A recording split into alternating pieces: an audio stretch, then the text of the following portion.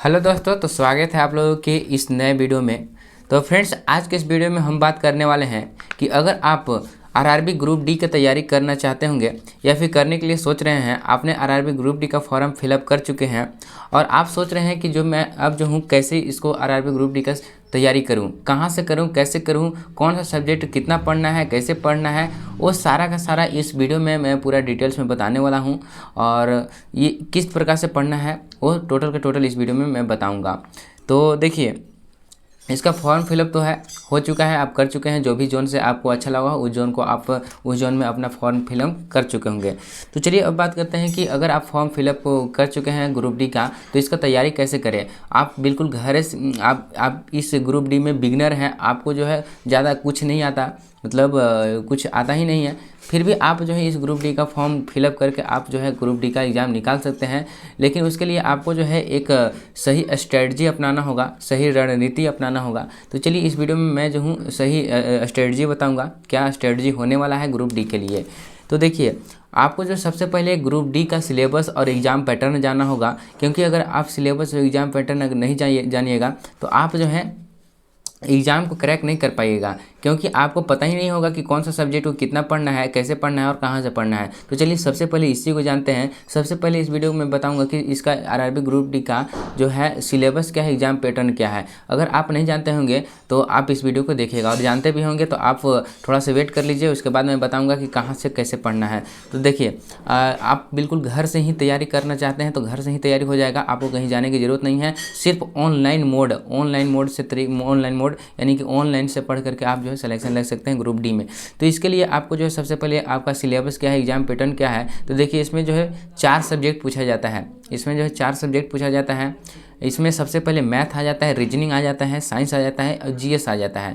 इसमें साइंस और जीएस को आप लोग थोड़ा सा यहाँ पे बारीकी से समझिएगा। अगर आप कंपटीशन की तैयारी करते होंगे तो जीएस में जो है वो सारा का सारा सिलेबस आ जाता है, जैसे कि स्टैटिक जीके हो गया, करंट अफेयर हो गया, जियोग्राफी हो गया, हिस्ट्री हो गया, इकोनॉमिक्स हो गया, और साथ ही साथ साइंस, फिजिक्स, केमिस्ट्री और बायो, ये भी इंक्लूड हो जाता है जीएस में ही, जनरल साइंस में ही। लेकिन यहाँ पे जो है वो रेलवे का ग्रुप डी का जो इसमें सिलेबस है उसमें क्या है कि साइंस का अलग पोर्शन कर दिया है।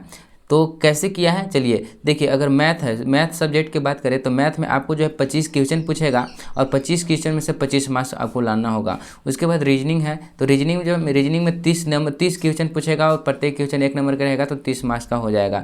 और उसके बाद साइंस है, तो यहाँ पे साइंस का जो है ग्रुप डी में अलग ही वेटेज कर दिया है, एक प्रकार से अलग ही इसका पैटर्न बना करके रखा हुआ है। साइंस में आपको फिजिक्स, केमिस्ट्री और बायो, ये जो 3 गो सब्जेक्ट आपको है, फिजिक्स, केमिस्ट्री, बायो, ये 3 गो सब्जेक्ट साइंस से पूछेगा 25 क्वेश्चन 25 नंबर का। तो साइंस का वेटेज बहुत ज़्यादा यहाँ पे है, आपको साइंस बहुत ही ध्यान से पढ़ना होगा। उसके बाद जीएस आ जाता है, तो जीएस यहाँ पे थोड़ा सा इसमें कम कर दिया है। जीएस यानी कि जनरल साइंस, जनरल अवेयरनेस जिसको बोल सकते हैं, जिसमें कौन कौन सा सब्जेक्ट आ जाता है।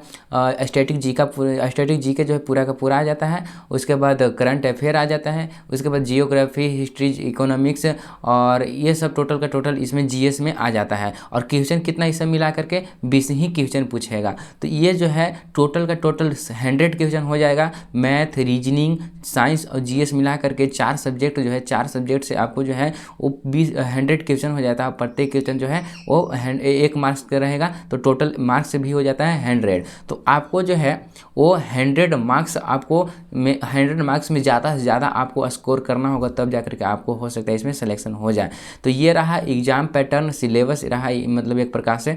और देखा जाए अगर फॉर्म को फिलअप कर दिए हैं तो अभी जो है हाफ मार्च कंप्लीट हो चुका है, यानी कि आज 19 मार्च है। तो अगर मैं ये वीडियो जब बना रहा हूँ तो आपके पास अगर अभी से देखा जाए, अभी से जो टाइम है वो इसका एग्ज़ाम जो है वो अगस्त के स्टार्टिंग में होगा। अगस्त मतलब स्टार्टिंग, अगस्त का पहला सप्ताह तक हो सकता है इसका एग्ज़ाम स्टार्ट हो जाए, मतलब स्टार्ट हो जाएगा। तो आपके पास लगभग जो है 3 से 4 महीने, 4 महीना आपके पास एग्ज़ाम का टाइम है।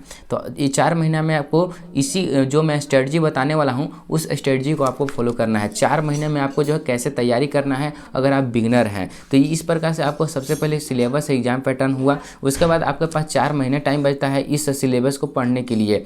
फिर मैथ हो जाता है, रीजनिंग हो जाता है, साइंस होता है, जीएस होता है। तो अब बात आती है कि आप जो है पढ़ें कैसे, कहाँ से पढ़ें। तो आपको जो है 100 में ये जो 100 मार्क्स का जो एग्ज़ाम होगा उसमें जो है आपको जो है कम से कम आपको 75 से 80 क्वेश्चन सही करना होगा। 75 से 80 क्वेश्चन अगर आप सही कर पाते हैं तो हर एक जोन में, आप जो भी जोन में हैं उस जोन के लिए आप सेफ हैं, आपका सिलेक्शन हो जाएगा। तो लगभग 75 से 80 नंबर आपको लाना होगा।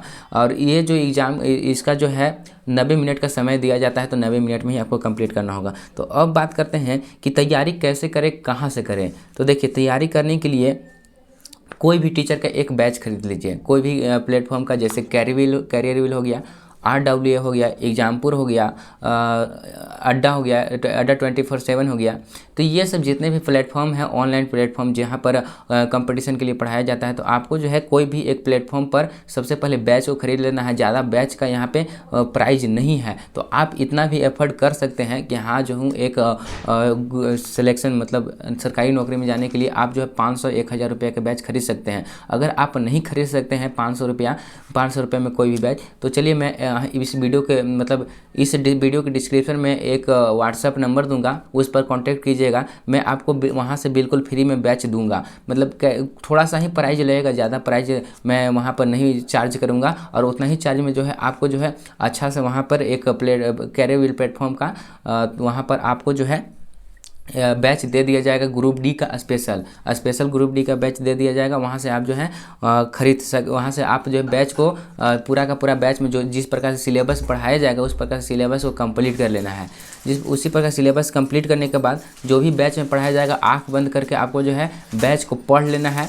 और बैच को जैसे ही आप इस बैच में एक चैप्टर को पढ़ते हैं, जैसे मान लीजिएगा साइंस में जो है एक चैप्टर पढ़ते हैं डाइजेस्टिव सिस्टम, तो डाइजेस्टिव सिस्टम पढ़ने के बाद जो है उसका रिवीजन कीजिए, और रिवीजन करने के बाद जो है अगर आप उसके बाद PYQ लगाइए। PYQ बहुत ही मोस्ट इंपॉर्टेंट यहाँ पे हो जाता है। PYQ अगर आप नहीं लगाइएगा तो आप जो है आपको पता नहीं चलेगा कि क्वेश्चन कैसे आने वाला है एग्जाम में। तो आपको PYQ लगाना बहुत ही इंपॉर्टेंट हो जाता है। तो PYQ आखिर लगाए कहाँ से? बैच से। तो आप चैप्टर कंप्लीट कर लीजिएगा। चैप्टर जो है उसका जो क्या बोलते हैं थ्योरी जो है उसका कंप्लीट कर लीजिएगा। लेकिन PYQ कहाँ से लगाइएगा? तो PYQ लगाने के लिए आपको जो है इस प्रकार से कहीं कोई भी बुक, जैसे ये जो है पिनेकल का PYQ बुक है रेलवे का, जो कि इस पर टोटल का टोटल ग्रुप डी, NTPC और जितने भी एग्ज़ाम हुए हैं ALP, जितने भी रेलवे के एग्ज़ाम हैं वो टोटल का टोटल PYQ क्वेश्चन इसमें आपको मिल जाएंगे। तो आपको जो है कोई भी एक PYQ के बुक उठा लेना है, जैसे पिनेकल का हो गया, किरण पब्लिकेशन हो गया, कोई भी पब्लिकेशन का आपको जो है एक बुक ले लेना है। और जैसे ही एक चैप्टर को कंप्लीट करते हैं, जैसे मान लीजिए कि साइंस में एक चैप्टर बायोलॉजी का जो है आप डाइजेस्टिव सिस्टम कंप्लीट कर लिए, थ्योरी कंप्लीट कर लिए बैच से, और थ्योरी कंप्लीट करने के बाद जो है आपको जो है PYQ करना है। PYQ से आपको पता चलेगा क्वेश्चन किस प्रकार से एग्जाम में आता है। उसी प्रकार मैथ में ट्रिगोमेट्री आपने ख़त्म कर दिया, या फिर कोई भी नंबर सिस्टम ख़त्म कर दिया, तो उस ख़त्म करने के बाद जो आपको PYQ सॉल्व करना है। थ्योरी लेने के बाद आपको तुरंत PYQ करना है। उसके बाद क्या करना है, हर एक सब्जेक्ट का इसी प्रकार से थ्योरी प्लस PYQ कर देना है। तो इस प्रकार से आपको जो है हर एक सब्जेक्ट में हर एक चैप्टर को थ्योरी करने के बाद आपको हर एक चैप्टर का PYQ लगाना है। तुरंत चैप्टर ख़त्म होने के बाद तुरंत आपको PYQ लगाना है। उसके बाद जो है अगर आपका सिलेबस 80% कंप्लीट हो जाता है, 80% आपका सारा का सारा सिलेबस सभी सब्जेक्ट कंप्लीट हो जाता है, तो आपको मॉक टेस्ट लगाना है। तो मॉक टेस्ट कहाँ लगाना है? तो आपको जो है RWA एप्लीकेशन है, उस एप्लीकेशन को आप रोजगार विद अंकित का एप्लीकेशन को डाउनलोड कीजिएगा। तो वहाँ पर आपको ग्रुप डी का स्पेशल जो है एक टेस्ट सीरीज देखने को मिलेगा। उस टेस्ट सीरीज पर जा करके आपका अगर सिलेबस कंप्लीट हो जाता है, 50% भी आपका सिलेबस कंप्लीट हो जाता है, तो आप जो है कम से कम दिन भर में एक टेस्ट सीरीज जरूर लगाएं। टेस्ट सीरीज आपको एक टेस्ट सीरीज लगाना ही लगाना है। एक टेस्ट सीरीज लगा लीजिएगा डेली, तो उससे जो है आपको जो है टाइम का मैनेजमेंट हो जाएगा। यानी कि आप जब एग्जाम में बैठेगा तो आपको वहाँ पर टाइम मैनेजमेंट दिखेगा कि हाँ मैं इतना समय में, यानी कि 90 मिनट का जो समय है उस 90 मिनट में ही मैं अपना जो स्कोर हूँ कितना कर पा रहा हूँ। वहाँ से आप स्कोर पता कीजिए। स्कोर पता करने के बाद जो है जो भी आपका स्कोर आता है उस स्कोर को आप इंक्रीज करने के लिए सोचिए। मान लीजिए कि 35 आता है, तो अगला बार सोचिए कि मैं इसको 2-3 नंबर इंक्रीज करके ही लाऊं।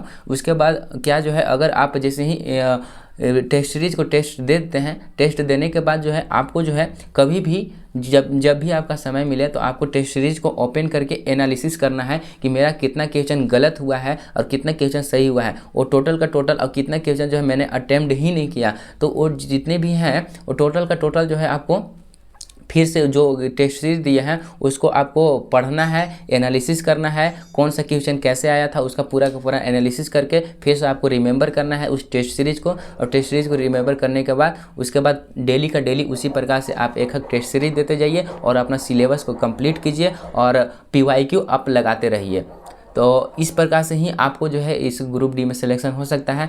तो अगर आपको ये वीडियो अच्छा लगा होगा और इसी प्रकार से आप मेहनत करने, और ये जो है मेहनत आपको एक दिन नहीं 2 दिन नहीं बल्कि जो है आपका एग्ज़ाम तक, जब तक आपका एग्ज़ाम नहीं आ जाता है, इसी प्रकार से आपको डेली का डेली सिलेबस कंप्लीट करना है, सिलेबस पढ़ना है, PYQ लगाना है, यानी कि रेगुलेटिव बना करके रखना है। आपको जो है बीच में कभी भी डिसकंटिन्यू नहीं होना है। ऐसे हो जाइएगा तो आपको जो है वहाँ पे जो भी पढ़िएगा वो भुला जाइएगा और फिर आप सोचिएगा, डिमोटिवेट हो जाइएगा कि मैं पढ़ रहा हूँ और मुझे कुछ स्कोर ही नहीं बढ़ रहा है। तो आपको सिलेबस रेगुलेटरी जो है आपको सिलेबस कंप्लीट करना है, PYQ लगाना है। उसके बाद क्या करना है, आपको टेस्ट सीरीज लगाना है। टेस्ट सीरीज लगाने के बाद आपको टेस्ट का एनालिसिस करना है। तो बस वीडियो में इतना ही। और अगर आपको ये वीडियो अच्छा लगा होगा तो आप इस चैनल को सब्सक्राइब जरूर से ज़रूर कीजिएगा। और इसी प्रकार से मैं इस चैनल पर इन्फॉर्मेशन देता रहता हूँ हर चीज़ का, जैसे ग्रुप डी हो गया, रेलवे का कोई भी एग्ज़ाम हो गया, चाहे SSC GD का कोई भी एग्ज़ाम हो गया, मैं हर एक का स्ट्रेटजी लेकर के आते रहता हूँ। तो आप इस वीडियो को इस चैनल को सब्सक्राइब कर लीजिए और वीडियो को शेयर भी कर दीजिए। और बस इस वीडियो में इतना ही, फिर मिलते हैं किसी और नए वीडियो में।